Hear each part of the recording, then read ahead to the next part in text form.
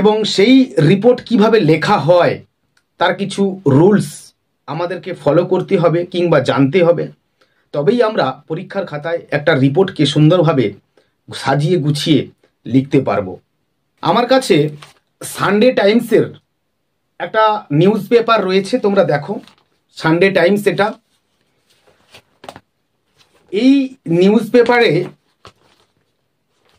দেখো প্রত্যেকটা যে রিপোর্ট করা হয়েছে, দেখো আমি আসবো যে একটা নিয়ম রয়েছে যে প্রত্যেকটা রিপোর্টের হেডলাইনটা হবে চমকপ্রদ বা অ্যাট্রাকটিভ, যা কিনা পাঠকের দৃষ্টি আকর্ষণ করবে, এবং সঙ্গে সঙ্গে which tells the whole story.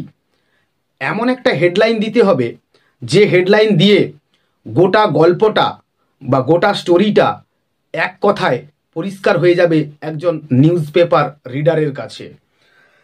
দেখো এই ফার্স্ট পেজে আমি কয়েকটা হেডলাইন পড়ছি, তোমরা একটুখানি লক্ষ্য করো।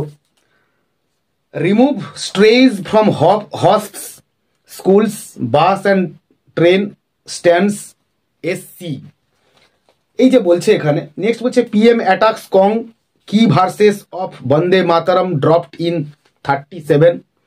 এই যে প্রত্যেকটা হেডলাইন মোটা মোটা অক্ষরে লেখা রয়েছে, এইটা পড়লে বোঝা যাচ্ছে যে একটা বন্দে মাতরম নিয়ে কিছু একটা প্রধানমন্ত্রী আমাদের বলছেন। নেক্সট আমরা যদি খেলার পেজে যাই, দেখো টাইম স্পট পরিষ্কার লেখা রয়েছে, দেখো প্রিপেয়ার মাইসেলফ ওয়েল অভিষেক। তো অর্থাৎ সে একটা ভালো স্কোর করেছে, তো সাংবাদিকরা তাকে জিজ্ঞেস করছেন যে কি করে এটা হলো, তখন সে বলছে যে প্রিপেয়ার মাইসেলফ ওয়েল, নিজেকে ভালো করে আমি প্রস্তুত করেছিলাম।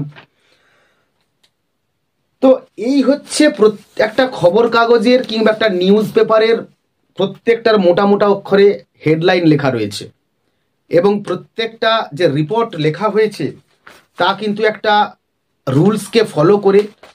তো সেই রুলসগুলো আমরা আজকের ক্লাসে জানতে চলেছি কিংবা বুঝতে চলেছি।